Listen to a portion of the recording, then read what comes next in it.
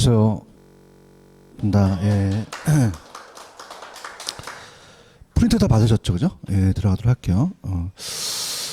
저번 주에 이제 모의고사 풀어드린다고 했었죠, 그죠? 오늘 1시 안 갖고 오셨나요, 모의고사? 저번에 안 갖고 왔어요? 일단 봐서 해드리도록 하겠습니다. 그러면 진도 보고. 그래서 교재로 보시면은, 넘겨볼게요. 교재로 가시면은, 페이지로 한번 가보세요. 교재로 가시면은,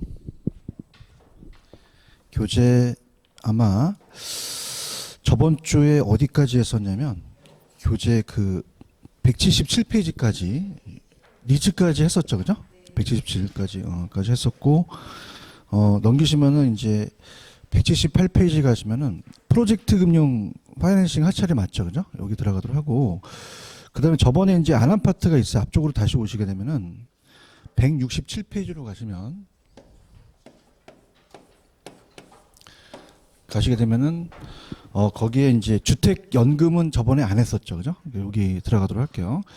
그 주택연금은 이제 우리가 그 시험이 이제 그 어떻습니까? 매달 바뀌기 때문에 시험 공고가 이제 7월달에 나요. 7월달에. 그다음에 이제 우리가 시험 날짜가 10월 26일 날이라 그랬죠, 그죠? 그래서 이제 우리가 보통은 예전에는 시험 공고 날짜로 이제 법안을 작성하라 그래서 뭐 7월 1일 날짜는 들어가고 7월 30일 날짜는 우리가 안 들어갔거든요, 그죠? 근데 이제 시험일 날이기 때문에 매달 안 바뀌어요. 바뀔 수도 있어요. 바뀔 수 있으니까 여기는 기본적인 개념만 가지고 가시면 돼요, 그죠? 그러니까 뭐 그 몇 년 뭐 이렇게 그 퍼센트나 이런 것들은 거의 시험은 잘 안 나옵니다, 그죠? 그래서 보면은 주택연금이라고 돼 있죠. 주택연금. 거기 보시면은 주택연금에 영모기지론이라고 되어 있죠. 무슨 모기지라고 되어 있다? 영모기지론. 그래서 우리가 그러니까 저번에 우리가 그 보금자리론이라고 기억나시죠, 그죠? 그러니까 보금자리론하고는 반대예요. 그러니까 보금자리론은 무주택 서민이 우리가 집을 사기 위해서 차입자가 아파트를 사기 위해서 우리가 이제 A은행한테 돈을 빌리죠. 빌려서 갚아나가요. 원리금을. 그래서 원리금을 이제 갚아나가서 보통 단기예요, 장기예요. 장기 절이고 10년 이상이죠, 그죠? 그래서 10년, 15년, 20년, 30년 상한인데 보금자리론. 그래서 우리가 보통 고정금리로 이제 보통 갑니다. 고정금리로 가서 우리가 이제 집을 사기 위해서 이제 아파트 같은 경우 1억을 이제 집을 사기 위해서 돈을 빌려서 원리금을 갚아 나가는데, 자, 이거는 모기지론이라면, 자, 이건 모기지론이에요, 역모기지론이에요. 그러니까 반대겠죠, 그죠? 그래서 이제 역저당이라고 나왔었는데 모기지론이라 그래서, 자, 우리가 이제 요거는 역저당이라고도 나오고요. 그러니까 아까는 집을 사기 위해서 돈을 빌려서 갚아 나가잖아요, 그죠? 근데 이거는 우리가 만약에 갑이라는 60세 이상 노인이 60세 이상 노인이 아니죠, 요새는 7억짜리 집이 있으면은 5억을 담보로 해서 A은행한테 연금을 타요, 그죠? 그러면 어떻게 돼요? 거꾸로 된 거죠, 그죠? 그래서 저당을 잡고 연금을 탑니다. 그래서 영모기지론이라고 하고 주택연금이라고 얘기를 하거든요, 그죠? 그럼 우리가 이제 그 5억이라는 가치를 이제 놓고 이 할아버지한테 이제 적금을 든 셈이 되겠죠. 그럼 우리가 어떻게 됩니까? A은행은 그냥요 이자를 먹고 그 다음에 한국주택금융공사가 있죠, 그죠? 그래서 우리가 한국주택금융공사는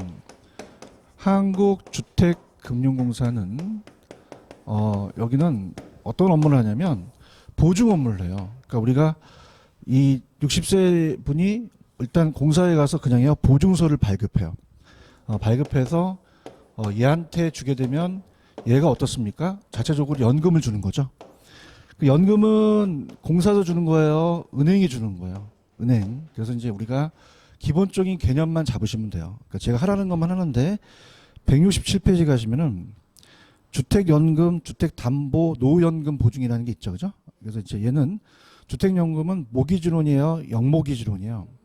만 60세 이상의 고령자가 소유주택을 담보로 맡기고 평생 혹은 우리가 일정한 기간 동안 매월 연금 방식으로 노후생활자금을 지급합니다. 국가가 보증하죠. 그럼 이번에다가 배표를 쳐보세요. 그럼 한국주택금융공사가 연금 가입자를 위해서 금융기관에 뭘 발급하죠? 보증서.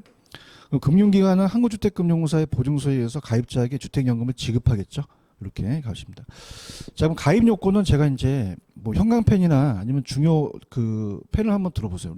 제가 이 중에서 이제 찍어드리면 가입 가능 연령이라는 게 있나요? 요거는 가장 유력해요. 그래서 우리가 주택 소유자예요 또는 배우자예요. 그러니까 둘 중에서 60세 이상이면 되죠.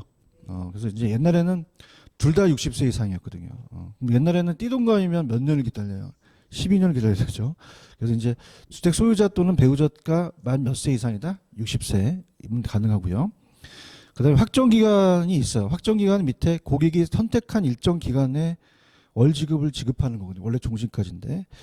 그다음 주택 보유수는 주택은 부부를 기준으로 몇 주택을 해야 돼요. 1주택 소유하거나 보유주택 합산 가격이 얼마여야 된다?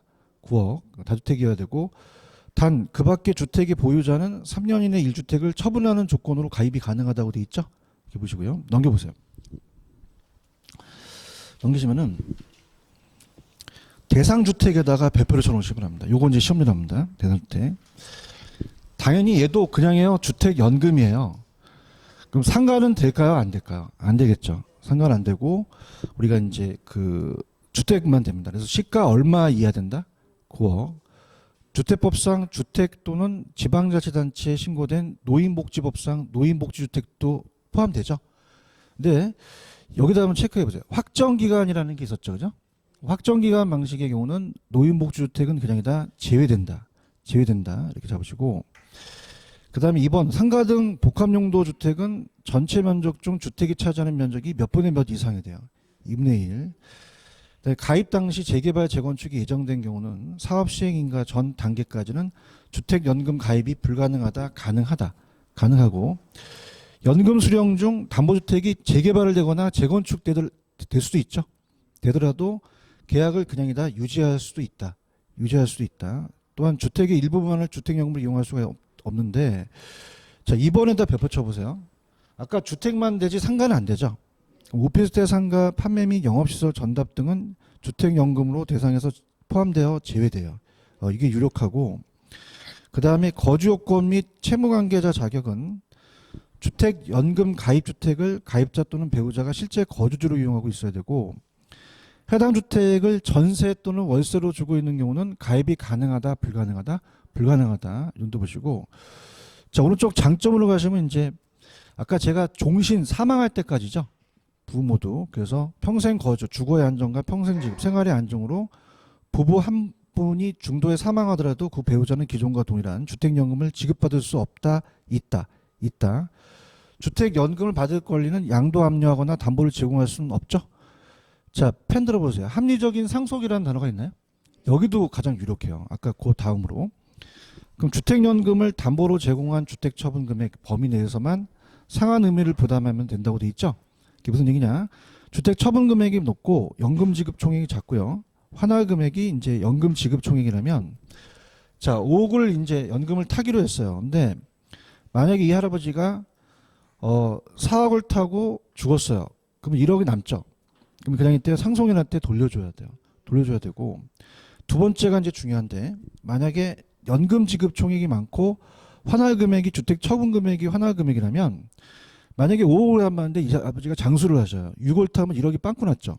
그럼 부족 부분에 대해서는 상속인에게 청구한다, 청구하지 못한다.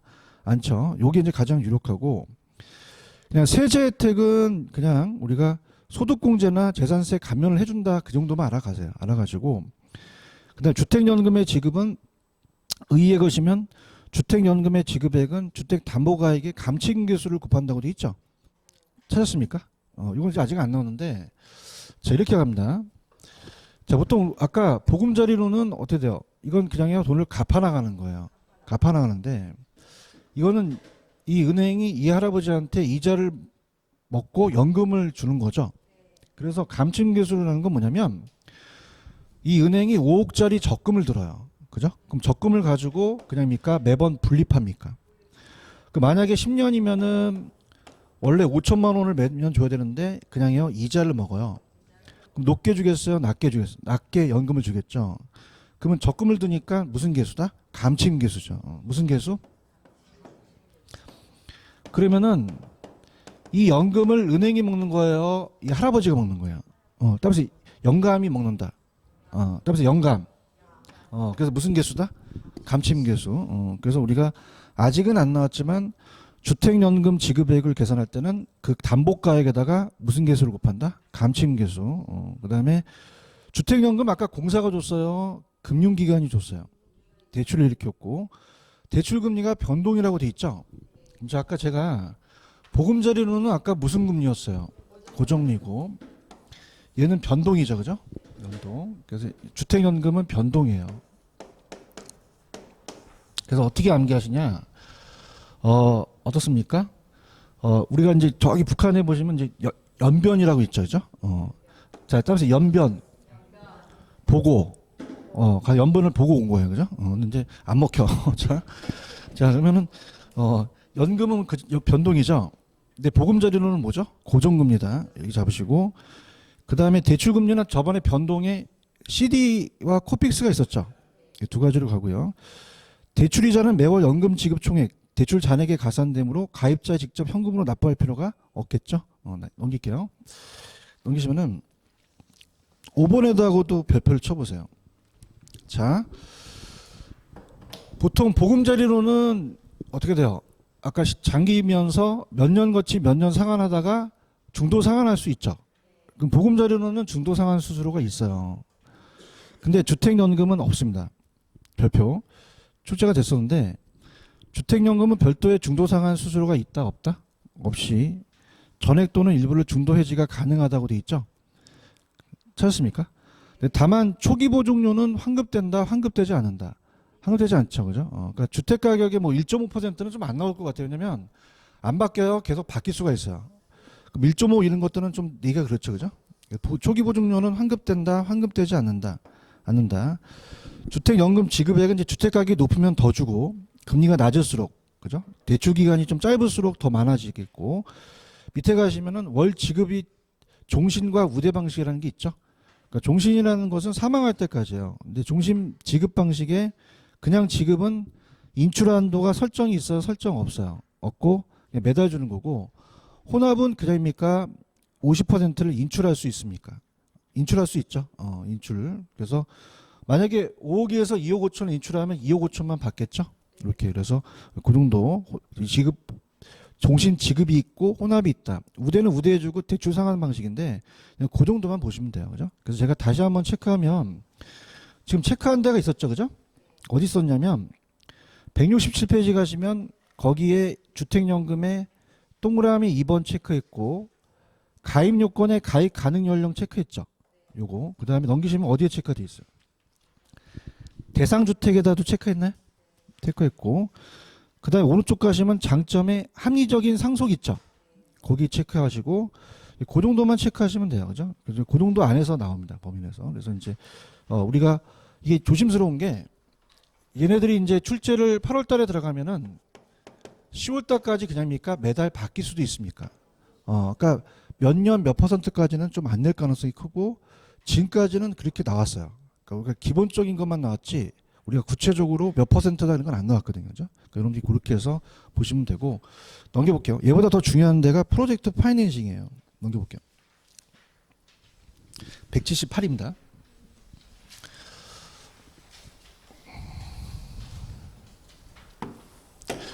(178페이지) 가시면 프로젝트 금융이라는 게 있죠. 요건 별표를 2개 정도 쳐놓으시면 합니다.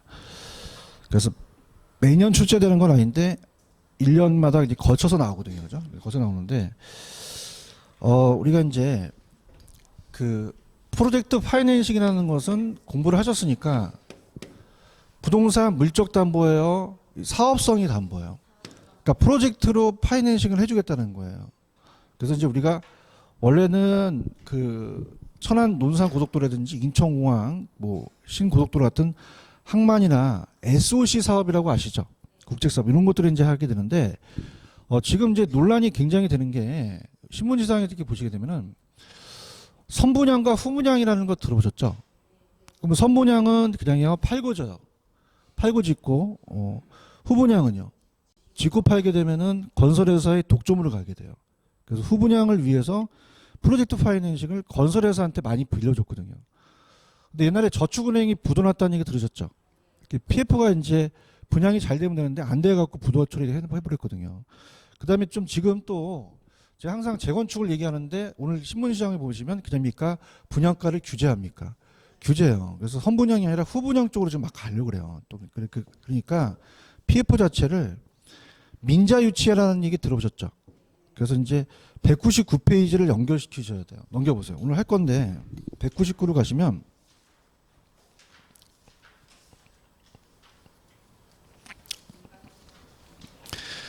민간 투자 사업 방식이라는 게 있나요? BTO 방식이라는 게 있나요? 이게 연결이 돼요. 그러니까 우리가 뭐냐면 뭐 인천공항 고속도로라든지 항만, 철도 이런 것들은 SOC 사업 같은 경우는 그냥요 돈이 많이 들어가요. 많이 들어가면은 정부가 지가합니까? 민자 유치합니까? 민간 투자 사업 방식이라고 이제 민간 자금을 투입하는 거예요. 그래서 이제 우리가 정부의 재정 부담 없이 갈 수가 있다는 장점이 있죠, 그죠? 그래서 들어갑니다. 자, 그러면은 요거 들어가 볼게요. 자, 갑니다. 그러면 이제 우리가 인천공항 아시죠? 그럼 인천공항에 신고속도로가 나요. 나게 되면은 자, 요런 사업은 소규모예요, 대규모 사업이에요. 대규모고 단계요, 장기 사업이에요.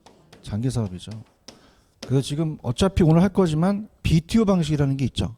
그래서 요 방식으로 이제 민자 유치를 해요. 그래서 이제 우리가 민간이 그냥입니까? 건설을 합니까? 기부 체납해서 이전하죠. 그다음에 자기가 직접 운영을 해요. 이게 뭐냐면 고속도로나 터널에 가시면 이제 톨게이트비를 받죠.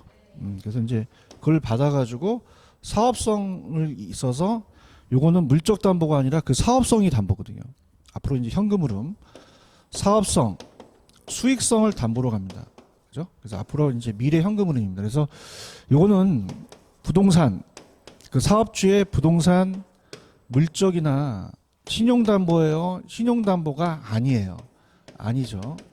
그래서 우리가 사업성을 담보로 가거든요. 그죠? 그래서 이제 우리가 굉장히 위험해요. 그죠? 그 다음에 이제 제가 야매로 이따 하겠지만은 뭐하고 버스하고 택시하고 어딜 지나죠? 그냥요 돈을 받아요. 근데 이제 만약에 개미 새끼 한 마리 안 지나가면 수요 예측이 어렵죠. 나중에 정부가 보장을 해주거든요. 그죠? 그래서 이제 요거가 이제 뛰어들게 되면은 사업성 갖고 뛰어든 거죠. 그죠? 그럼 어떻습니까? 국제사업 같은 이런 것들은 그냥 돈이 돼요. 그럼 뛰어들려고 하겠죠. 그래서 이제 사업주가 이제 어떻습니까? 이 사업에 참여를 해서 포스코라는 회사 아시죠? 여기가 이제 시행사로 뛰어들어요. 그래서 금융기관이 이제 대출을 해주는데, 그럼 은행은 그죠? 그래서 좀 무섭게 그릴게요. 눈이고, 그 다음에 코고, 입이 있어요. 해골을 한번 그립니다. 해골이야. 무섭게 생겼죠, 그죠? 그래서 이제 우리가 상처가 났어요. 자, 이렇게 왜 제가 분리를 하냐면, 자, 포스코는 인천공항 고속도로만 만듭니까? 더샵 아파트도 만듭니까? 그럼 아파트 사업이 부도나면 여기에 영향을 줄 수 있죠. 그러니까 완전히 회사를 독립시키라는 얘기죠. 독립시켜서 독립된 프로젝트 회사를 만들라는 얘기예요. 그럼 그냥입니까? 회계 처리도 따로 합니까? 법률적으로 완전히 분리시켜버려요. 그럼 얘가 도산됐더라도 이 사업에 영향을 준다 안 준다? 안 주고, 얘가 도산됐더라도 청구하지 못하죠. 그래서 우리가 소구예요, 비소구예요. 상한 청구가 안 되거든요. 그래서 우리가 이제 국제사업 같은 이런 것도 이제 프로젝트 파이낸싱은 대주단이 된다는 건 뭐냐면 사업이 소규모예요, 대규모예요. 그럼 제1금융권이라고 들어보셨죠? 그러니까 뛰어들기 힘들기 때문에 저축은행까지도 이제 뛰어들어서 여기에 이제 대주단이 형성이 되는 거죠. 우리 신디케이트 론이라고도 하는데, 그래서 우리가 금융기관입니다. 금융기관. 그러니까 얘가 이제 차주가 돼요. 얘한테 이제 돼서 이 독립된 회사는 명목상 회사예요. 실체상이다, 명목이다. 얘가 끝나면 해산되겠죠, 그죠? 그래서 일반적으로 명목인데, 작년에 제가 감정평가 시험 문제 나왔던 문제가 나왔어요. 뭐냐면 이 독립된 회사는 일반적인 조건을 갖추면 법인세가 면제가 됩니다. 무슨 세가 면제가 된다? 혜택을 줘요. 그럼 얘가 1,000억에 대한 자금을 주게 되면 이 고속도로 사업을 하죠. 그러면 고속도로를 사업하고 나서 그냥입니까? 톨게이트비를 받습니까? 그러면 그걸 가지고 얘한테 주면은 얘가 어떻게 됩니까? 자체적으로 원리금을 상환하는 거예요. 원리금 상환. 자, 그렇다면은 가장 중요한 게 사업주와 금융기관 이점이 같다, 다르다? 다르다는 거죠. 그럼 사업주는 얘가 도산됐더라도 얘한테 청구할 수가 없죠. 신용부동산 담보예요. 사업성을 담보로 했어요. 그러니까 비소구라는 얘기 들어보셨죠? 소구다, 비소구다. 비소구요. 또는 100% 비소구일까요? 제한소구일까요? 은행에서 야, 너 담보 있어? 없는데 너 왜 왔어? 저 그냥 왔어요. 너 연대보증서 그러잖아요, 그죠? 그 보증 같은 거 쓰겠죠. 그러니까 여러 가지 보증보험 같은 거 원하겠죠. 그럼 제한소구고. 그러면 얘한테 다 맡기지 않겠죠. 여러 이해관계자를 둬요. 그러면 그냥 시공사를 데리고 오라 그래. 그러면 물귀신처럼 그냥 얘한테 지급 보증하라 그래. 그 위험을 분산시킬 수밖에 없다는 거죠. 그럼 완전히 비소구예요? 제한소구예요? 그럼 얘가 도산되게 되면 여기서 받은 현금 흐름에 대한 톨게이트비 있죠. 그걸로 상한 청구를 할 수 있다는 얘기고, 이 재산 범위에서 할 수 있고요. 그 다음에 그냥 보증하는 거에 대한 것도 장치를 해놓을 수 있다는 거예요. 이해 가셨습니까? 그래서 우리나라의 금융기관이 장치하는 게 여러 가지가 있거든요. 이따가 말씀을 드리고, 근데 가장 어려운 게 장애 나왔던 게 장부의 금융이에요. 그죠? 장부의 금융. 그래서 부의 금융이라는 것은 여기 앞에 그냥요 장이 생략됐어요. 그러면 장부에 기록된다 안 된다? 안 되겠죠. 포스코는요 저기 그 해운대 가시면 LCT라고 있죠. 그럼 LCT 아파트를 지으려고 그래요. 그럼 그냥 은행에서 돈을 땡겨야 돼. 근데 부채가 막 몇 조 원이 있으면 빌려줄까 안 빌려줄까? 안 빌려줘요. 그런가요? 그러면 우리가 따라서 대차 대조표, 차변 대변, 차변 대변이 맞아가지고 우리가 왜 자산이라는 거 들어보셨잖아요. 자산은 자본과 부채가 있거든요. 이게 밸런스가 맞아야 되는데 지금은 이 대차 대조표가 재무상태표로 바뀌었어요. 그래서 작년에 이 재무상태표가 그냥요 장부예요. 그럼 여기에 부채로 기록된다 안 된다? 안 되는 거죠. 맞아요? 그러면 LCT 지을 때 그냥이야 장부에 안 나타나. 잘한다. 그럼 그냥이야 돈 빌리기가 쉬워. 그럼 채무 수용 능력을 높일 수 있다는 거예요. 그럼 부의 금융은 금융기관의 이점이에요, 사업주의 이점이에요. 사업주의 이점이 다 나왔거든요. 그런가요? 그 다음에 얘도요 좋은 건 뭐냐면 그냥요 정보를 공유할 수 있어요. 사업성 검토가 끝났죠. 그러면 정보의 비대칭성 문제를 그냥입니까? 감소합니까? 감소시킬 수 있다는 거죠. 이해 가셨어요? 그 다음에 만약에 이 사업이 대박이 났어. 그러면 그냥이야 수익도 많아지죠. 보세요. 자, 지금 여러 사업 주체를 들게 되면은 위험을 분산할 수 있죠. 근데 사고기 많으면 그냥이야 배가 산으로 가. 사업이 지연될 수 있고 금융 비용이 많이 나타날 수 있어요. 이해 가셨나? 그 다음에 이제 중요한 거는 돈 관리를 따로 해야 되죠. 돈 관리를 시행공사와 시행사, 특히 이제 이 차주 빌린 사람이 자체 계좌에서 해야 돼요. 별도 계좌를 만들어요. 그러면 따로 별도 운영 계좌를 만들죠. 그래서 우리가 별도 계좌가 있어요. 옛날에 어렸을 때 설날에 세뱃돈 받으면 그냥이야 엄마가 갈치를 해. 그냥이야 별도 통장을 만들어. 아빠가 사업해서 부도나면은 여기까지 건들 수 있잖아, 그죠? 그래서 이제 따로 해서, 따라서 에스크로. 아마 이건 에스크로는 아마 그 공인중개사법에 나와요. 에스크로 제도가. 그럼 에스크로는 그냥입니까? 별도입니까? 별도 따로 계좌를 만드는 거죠. 맞아요? 그 다음에 이제 감정평가 시험 문제, 부동산 신탁회사라고 들어보셨죠? 그래서 부동산 신탁회사가 관리를 해줘요. 그죠? 그러면 그냥입니까? 자체에서 시행사, 시공사, 차주가 한다면 안 돼요. 작년에도 시험자 나왔습니다. 아시겠습니까? 그래서 그렇게. 그 다음에 이제 우리가 이따가 이제 필기는 하지 마시고, 이따가 이제 UTO가 그거다. 그리고 다시 가시면은 PF가 너무 중요해요. 그래서 이제 PF는 거의 출제됩니다. 그래서 개발 사업의 자금 지출 우선순위라는 게 있어요. 개발 사업의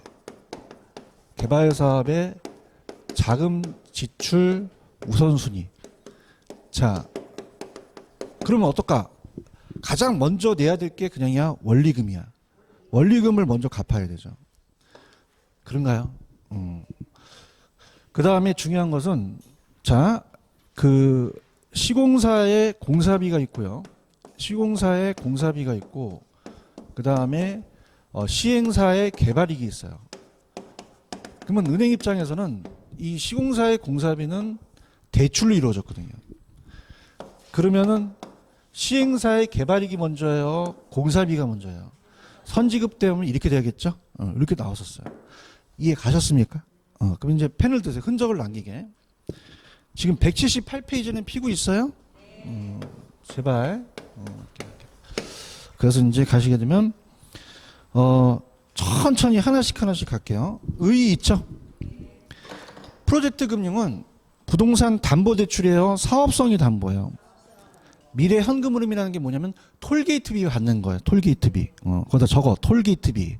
적었어요? 그럼 톨게이트비가 그냥이야 미래의 현금 흐름이야. 현금 흐름이죠. 그래서 갑니다.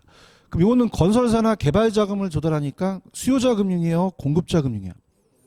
그럼 수요를 늘려, 공급을 늘려. 공급을 늘리는 금융이죠. 이해 가셨어요? 내용 1번 소규모 사업 대규모 박스, 단기 장기 박스. 수익성이 있어야겠죠. 현금 흐름이 안정해야 되고. 프로젝트의 부예금융 기억나요? 그럼 아까 부예금융은 그 사업주 포스코에 장부에 기록이 된다 안 된다?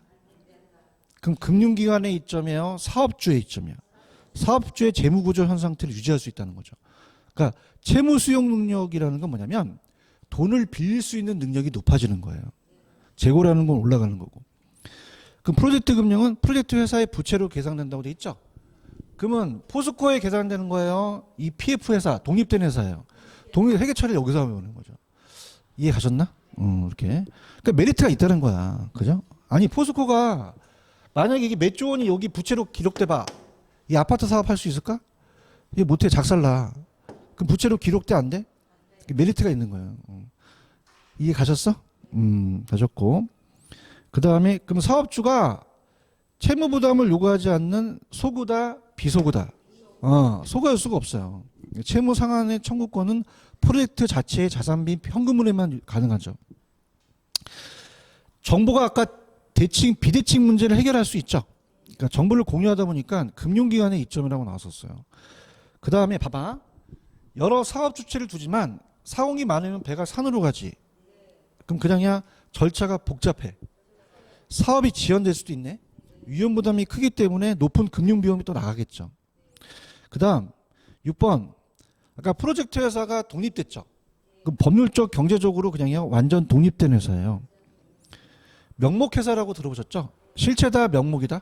일반적으로. 그 다음에 작년에 나왔던 게 일정 요건을 갖추면 법인세가 면제될 수도 있다는 거. 그 다음에 이제 우리나라에 대한 그 경우에 오른쪽에 프로젝트 금융 시 금융기관의 위험을 줄이기 위한 조치라는 거 돼 있어요? 찾았습니까? 그러면 우리가 아까 자금 관리를 시행사, 시공사가 자체 계좌에서요, 에스크로에서요. 그럼 결제 위탁 계정이라는 게 있죠. 그래서 자금을 현금 유출입에 대해서는 철저한 감독을 한다는 거죠. 통제를 해서 결제 위탁 계정을 운영한다고 그랬나? 여기 별도 계좌야, 에스크로. 그 다음에 시행사와 시공사가 부도가 발생할 경우 사업권이나 시공권을 포기하겠다는 뭘 받아요? 각서를 받겠죠. 그런가요? 그럼 시공사의 책임 준공 의무를 부담하겠죠? 네, PF 대출의 채무를 인수하거나 PF 대출금에 대한 보증을 제공하도록 하고 대출금 보증에 대한 시공사의 신용 보강을 요구한다는 거야. 그럼 중간 점검. 완전히 비소구가, 제한소구가. 제한소구죠. 은행이 미쳤어요? 그죠? 여러 가지 뭐 각서도 받고 막 그러는 거지. 그런가요? 미음번에다가 별표 3개.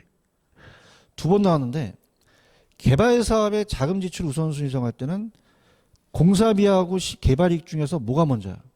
공사비가 먼저 인출돼야 돼요. 얘기 좀 해봐요. 왜 공사비가 먼저 나가는 거야? 그냥이야 대출로 이루어졌어. 그 상한이니까 개발이익이 많이 나중에 먹었나 그렇게 하는 거예요. 그렇게 보시면 되고 비읍번을 보시면은 이게 참 중요한데 개발 사업지가 있죠.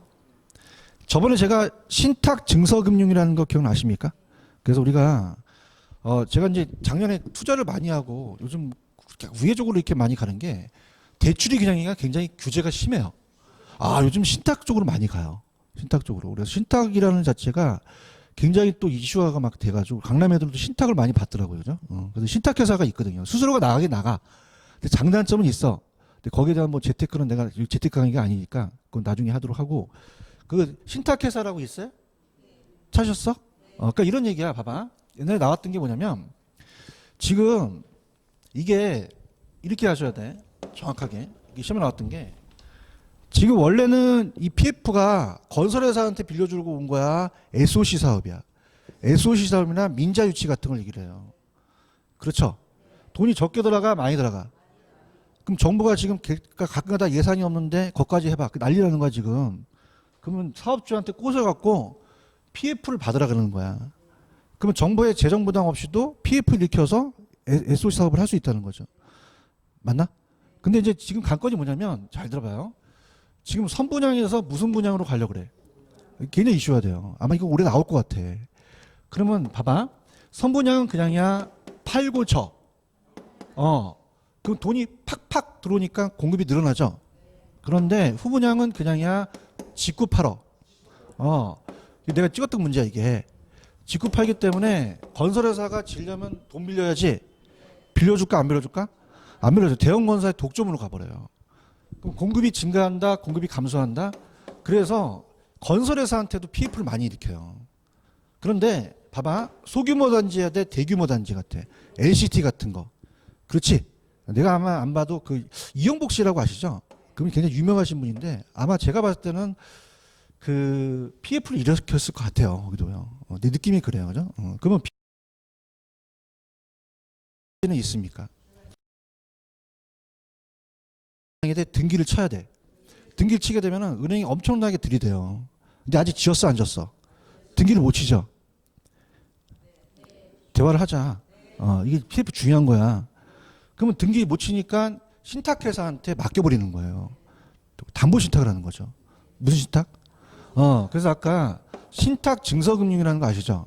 이게 굉장히 중요해요. 그래서 신탁 증서금융으로서 담보 신탁을 맡기는 거죠. 그럼 이따가 신탁회사가 안 나온다. 이따 또 나온다. 개발 신탁이 또 나와요. 그러면은 봐봐. 우리가 시험지 나왔던 게 이거야.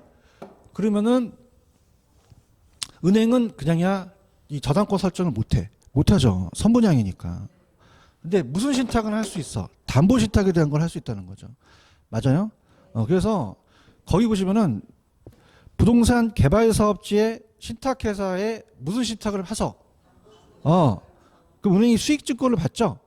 그 수익권 증서에다가 뭘 설정해? 질권을 설정해서 장치를 해준다는 거냐. 저당권 설정해. 저당권 못해. 못하죠. 질권 설정한다는 거야. 이게 굉장히 중요한 거지. 그러니까 넘겨봐요. 내가 흥분했는데 저번에 왜 부채금융 아시죠? 넘겨봐. 담보신탁. 나 되게 흥분했어. 이건 요새 굉장히 이슈가 되는 거야. 그래서 어디냐면 페이지 154야. 154. 그 유명한. 작년에 나왔어. 공인중개사 시험 문제. 신탁 증서금융. 나온다고 했는데 나왔어. 거기 가시면은 맨 위에 신탁 증서금융이 있어요? 찾았어? 그럼 LCT가 내가 어떻게 되는지 모르지만 그 이영복 씨가 LCT를 지을 때 그냥이야 신탁을 맡겼어. 좀 느낌이 왔나? 그 실무랑 하니까 재밌네. 그 개발지가 있잖아요. 이걸 그냥이야 넘겨. 근데 부기등기라는 얘기 들어보셨어? 사실상 형식상. 예를 들니까 쏙쏙 들어오네. 그렇지. 이렇게 막 학문적으로 하면 귀찮잖아 그냥 아주. 그지? 근데 넘겼지. 그럼 신탁회사한테 넘겨버려요. 그럼 신탁 약정을 맺고 그냥입니까? 담보 신탁의 수익지권을 교부합니까? 이걸 금융기관에 제출해버려요. 그럼 가만히 있나? 거기에 질권을 설정한가? 질권을 설정하는 거죠. 어머 잘한다. 이해하셨습니까? 그래서 이거는 보통 제가 이제 서울에도 내가 물건을 좀 보다가 저기 일산에 신동아가 아파트가 있는데 거기가 신탁인데 넘어갔어요. 근데 넘어가면 보통 신탁은 경매 처리가 아니라 공매 처리해버려요. 무슨 처리한다? 그러니까 아예 매각권이 지워지거든요. 그러다 보니까 이제 일부 선진국에서 활용되고 있지만 우리나라는 거의 그다지 많이 활용되고 있지 않지만 요즘 많은 신탁회사로 활용이 돼요. 이 분양 공급계약서 써본 적 있으세요? 안 써봤어요? 뭐 경험이 있어요. 그 써보게 되면 시행사, 시공사가 있고 신탁회사 꼭 들어가요. 그 안에. 그 이제 그런 실무도 좀 이제 하셔야 돼요. 학교론이 맨날 그냥 암기만 하지 말고. 아시겠습니까? 이 학교론이 서서서 그냥 막 가는 강사들이 있어요. 근데 시험 문제가 그렇게 만만치가 않아요. 그죠? 그래서 아까 그냥이야 질권을 설정했어. 이제 느껴야지. 금융기관이 장치를 해놓는 거예요. 아시겠습니까? 자, 다 졌어, 안 졌어? 등기 못 쳤지? 등기 치면은 은행이 들이대. 왜냐면 엄청 돈이 되거든, 이자가. 그다음에 미분양된 거 아시죠? 미분양된 거 거의 다 등기 치거든요. 그죠? 근데 미분양 다 분양한 다음에 안 되니까 소유권을 회사로 넘겨버린단 말이야. 그럼 근저당 설정할 수 있단 말이야. 근데 아직 졌어, 안 졌어? 잘한다. 이해하셨죠? 그죠? 잘한다, 잘한다. 그죠? 그래서 제가 어디 하다 이렇게 흥분하지? 아까 금융기관에도 왔죠? 이렇게 자꾸 눈을 뜨세요. 그래서 저도 이제 179페이지 가시면은 강의가 학기론도 좀 달라져야 돼요. 그래서 제가 지금 대학원에 강의하면은 신탁회사 사장들도 있거든요. 그래서 요즘 신탁회사가 굉장히 몸값이 올라갔어요. 그래서 대기업들이 막 인수하려고 하거든요. 그래서 부산에도 막 제가 하는 국제 자산 신탁 같은 경우도 많은 사업을 해요, 여기. 그래서 아시아 신탁이라든지. 그래서 이런 거 좀 관심을 가지고 PF를 좀 생각하시면 돼요. 아시겠죠? 그 다음에 179페이지 가시면 밑에 신디케이션하고 조인트 벤처라는 게 있어요. 이건 좀 희박해. 이건 따라서 지분금융. 그 외에는 안 나와. 그럼 얘도 부채야 지분이야. 신디케이트도 투자자를 모집해서 자기가 이제 지분을 참여해서 우리가 어떻습니까? 보통 간접 투자가 아니라 얘는 직접 투자죠. 그래서 이 토지 소유자, 그러니까 어떻습니까? 토지 소유권에 대한 명의를 주면서 이 직접 투자가 아니라 간접 투자가 아니라 직접 투자하면서 조인트 벤처 같은 경우는 어떻게 돼요? 벤처에 투자했다는 건 사업성에 투자한 거죠. 그래서 신디케이션 수많은 소액이라면 조인트 벤처는 보통 개발 사업이나 대출 기관이 일으켜요. 그래서 이렇게 지분 투자로 간다. 채권형이다. 신디케이트도 지분형이다. 지분형이다. 이렇게 해서 지분금융이다 나오지 거의 희박해요. 그럼 어디가 나와요? 그러면 PF가 나와요. PF가. PF가 엄청 잘 나와요. 이렇게 보시면 됩니다. 그 다음 넘겨볼게요.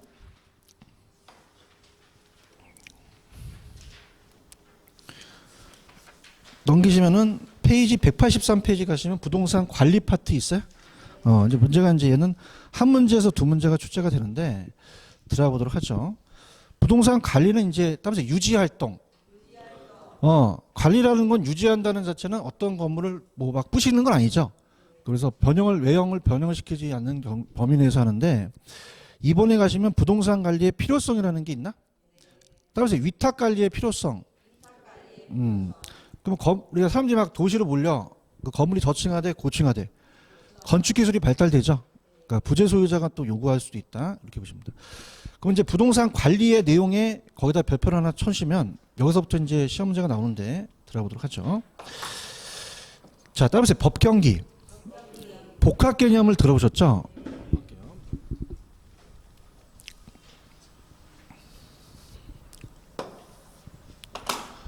부동산 관리입니다. 관리에 대한 분류라고 이제 가볼게요. 그러니까 내용을 이제 보는데 이 복합적인 관리예요. 복합 개념. 그래서 광의를 이제 전체를 복합 개념을 법경기로 잡는데 법률적은 중요한 것은 우리가 보통 보존 등기한다는 얘기 들어보셨죠? 그럼 이건 보전이에요, 보존이에요. 보전하고는 글씨가 틀려요. 그러니까 보존 등기에서 소유권 보존 등기 같은 그런 문제들을 얘기해서 법률적인데 얘는 누구나 봐도 이제 법률적이면서 뭐가 나오냐면 계약이 나와요. 계약. 그러면 계약이나 예약을 할 때 그냥이야 법을 알아야 돼. 그럼 계약 나오면 무조건 법률적 찍으셔야 되거든요. 자, 경제적은 돈이 돼야 되죠. 그래서 경제적은 경영 활동을 잘해야 되죠. 경영을. 그래서 이제 어떻습니까? 보통 순수익을 높여야 돼. 그래서 총수익을 높이고 비용을 줄인 다음에 순수익을 극대화시키고 그럼 순수익을 극대화 나오면 이건 기술적이야, 경제적이야. 경제적. 특히 뭐 손익분기점이라든지 수지 분석이 다 경제적인데 얘는 찍어주면 인력 관리가 잘 나와요. 무슨 관리? 그럼 사람을 적재적소에 배치시키는 것도 무슨 관리에 들어간다? 경제적에 들어간다. 이렇게 해보시고. 기술적은 협의예요. 저게 전체가 광이라 그러면 얘가 협의에 그냥 유지 관리만 하는 소극적인데, 자, 얘는 뭐가 뜨냐? 얘랑 비교해서 뜨는데 갑니다. 자, 건물이 금이 가면은 따라서 물리적 하자. 엘리베이터가 없으면 기능적 하자죠. 이런 것들. 이런 것들을 봐요. 그 물리적이나 기능적 하자가 있는지 없는지, 그 하자에 대한 유무를 나타낸다는 자체는 그냥입니까? 이건 기술적입니까? 경제적 찍으시면 안 되죠, 그죠? 그다음에 얘는 이제 토지하고 건물로 나눠요. 토지하고 건물 나눠서, 자, 토지라는 자체는 인접성이라는 얘기 들어오셨죠? 경계를 측량해야 되거든요, 그죠? 그래서 우리가 29번지가 있고 30번지가 있다. 그럼 아파트가 있으면 이제 우리가 이제 갑돌이 토지가 있고 울돌이 토지가 있으면은 얘가 모르는 사이에 경계를 침범할 수 있죠. 그럼 경계 측량을 해야 돼요. 그럼 경계 측량이라는 것은 변호사가요, 측량사가요. 무슨 적 관리다? 기술적이고. 그다음에 건물은 위설 안전이라고 하는 게 있죠. 위설 안전. 자, 위생이라는 것은 따라해봐. 청소 관리. 화장실 청소 잘해야 되죠. 청소 관리가 위생이고. 그 다음에 설비라는 것은 어떤 기계나 기구 같은 보수 정비예요. 보안이라는 것은 이건 따라서 안전 대책. 우리가 어떻게 화재 보험이나 재해 보험에 가입하죠. 그 다음에 보존이야, 보전이야. 존은 법률적이죠. 보존은 현상을 유지한다는 얘기야. 그럼 가볼게요. 펜 들어보세요. 자, 거기 보시면은 183페에 법률적이 있어요. 법률적은 보전이다, 보존이다.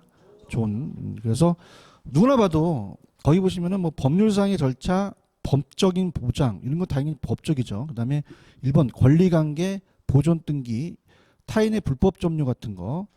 그다음에 기타 시설에 관한 계약이라고 돼 있어요. 이게 뭐냐면 우리가 그 건물 같은 데 보시면 강고탁 같은 거 있죠. 그런 것들을 계약하는 게 기타 시설이에요. 중요한 건 찍어줄게. 현관패 칠해. 계약 관리라는 게 있죠. 요거 잘 나옵니다. 계약 나오면 무조건 법률적이에요. 공법상 규제고. 경제적은 아까 순수익이라는 게 나와야 되죠. 수익 극대화. 그래서 굵은 글씨 위주로 가세요. 자산적 측면 나오면 이건 기술적이다, 경제적이다. 박스에 보시면 인력 관리라는 게 있죠. 이게 대빵 잘 나와. 인력 관리. 인력 관리는 무슨 쪽이야? 경제적. 회계 수지 관리 같은 건 누구나 봐도 다 경제적이고, 토지는 낮으로서 그냥 놀려야 돼. 주차장으로 돈 받아야 돼. 돈 받아야지. 경제적이고, 기술적은 유지 관리, 협의 관리고, 아까 물리 기능적 하자라는 게 있죠. 물리 기능 하자 나오면 경제 찍어, 기술 찍어. 기술. 넘겨보세요. 넘기면 위생 관리, 청소 관리라는 게 있죠. 그래서 우리가 자, 따라서 위설 안전. 그럼 우리가 안에 있는 위와 혓바닥 설은 그냥이야. 안전해야 오래 먹고 살아. 그래서 위생은 청소 관리, 설비는 기기 운전 보수, 그다음에 보안은 안전 대책이라는 거예요. 보험 가입, 보존은 이제 현상을 유지한다. 아까 경계 측량은 기술적이었죠. 도저히 경계 이렇게 보시면 되고요. 자산과 시설을 이제 묶어서 얘를 바꿔내요. 제가 일단 프린트를 낼 건데, 그래서 우리가 좀 전에 그 내용이 복합 개념이었으면 영역입니다. 영역, 섹터. 그러니까 어디까지 우리가 관리를 하느냐 그 범위를 둬요. 그래서 가장 규모가 큰 게 자산이고, 그 다음에 그 부동산 관리인데 그 부동산 관리 잘 안 나오거든요. 그래서 제가 한번 적어볼게요. 자, 우리가 영역이에요, 영역. 어디까지 가느냐. 그럼 부동산 소유자가 어마어마한 부동산을 가지고 있어요. 부동산 소유자가. 그래서 막 건물도 막 몇 채 있고, 땅도 막 많고, 아파트도 몇 채 있고, 상가도 몇 개 있어. 굉장히 부럽죠. 그래서 이 사람이 송우석이야. 그럼 나는 그냥이야 강의해야 돼. 그러면 관리하기가 힘들지. 전체적인 관리자를 둬요. 자산 관리자입니다. 그럼 얘는 내 자산을 다 관리하니까 좀 띨띨한 애 뽑아야 돼. 엘리트를 뽑아야 돼. 좀 공부 좀 잘하고 잘해야 되지. 그래서 AM으로서 어셋 매니지먼트예요. 적극적입니다. 그래서 기업의 부를 극대화시키고 자산적 측면에서 우리가 경제적인 측면과 관련돼서 요걸 이제 전체적인 걸 관리해줘요. 근데 얘가 다 관리해요. 관리를 잘 못해요. 그럼 관리자를 두죠. 그래서 우리가 하나만 관리하는 우리가 부동산 관리자를 둬요. 근데 부동산 관리는 잘 안 나오기 때문에 얘가 프로퍼티 매니지먼트예요. 그래서 건물 및 임대차 관리라고 합니다. 그래서 건물 및 임대차 관리만 해줘요. 임대차 관리. 그래서 임대차 관리라고 하고 우리가 재산 관리라고 하거든요. 그러면 우리가 얘도요. 그냥입니까? 화장실 청소는 외주를 줍니까? 그럼 단순 업무를 하는 사람한테 맡기죠. 그래서 외주 관리라는 자체가 시설 관리예요. 시설 관리. 이 시설 관리가 또 FM이라고 하죠. 그럼 AM, PM, FM 뭐 라디오 방송 같죠? 그럼 시설은 단순하니까 객관 적극적이다, 소극적이다. 소극적이죠. 그래서 에너지 관리라고도 나오는데 아까 제가 시설 관리 기억나시죠? 기술적 관리가 시설 관리예요. 그래서 우리가 위설 안전이 다 그냥이다 기술적이다. 시설 관리입니다. 그럼 우리가 적극적은 지읒 들어가니까 자산에 지읒 들어갔죠? 자, 소극적에 시옷 들어가니까 얘 시설 관리고 그럼 얘와 얘를 바꿔낼 수 있단 말이에요. 그럼 위설 안전이 나오면 그냥이다 다 시설이다. 가볼게요. 펜 들어봐요. 자산 관리라는 것은 적극적이에요, 소극적이야? 어떻게 알았어? 지읒 들어가. 기업이 불규칙화시키죠. 가치 증진이야. 가장 중요하지. 시설은 운용을 유지하고 시설한다고 나오고 얘는 기술적인 측면에서 적극적이야, 소극적이야. 시옷 들어가잖아. 그럼 자산 관리와 시설 관리를 바꿔놓을 수 있죠. 그럼 자산 관리는 포트폴리오 관리 분석, 재투자, 재개발이라는 게 굉장히 중요한 게 리모델링은 시설이지만 리모델링 할 때 투자 의사결정이 있죠. 그럼 뭐 재투자 이런 것들이 자산이고 부동산 투자의 위험 관리, 프로젝트 금융, 부동산 매입 매각 자산 조달 업무는 시설이다, 자산이다. 제가 시설은 아까 기술적인 위설 안전 있었죠. 위생이 청소 관리예요. 설이 설비 운전, 그 다음에 안이 보안, 보존이라는 게 빠졌죠. 이런 거. 그러면은 빨리 식기 전에 3번을 가보세요.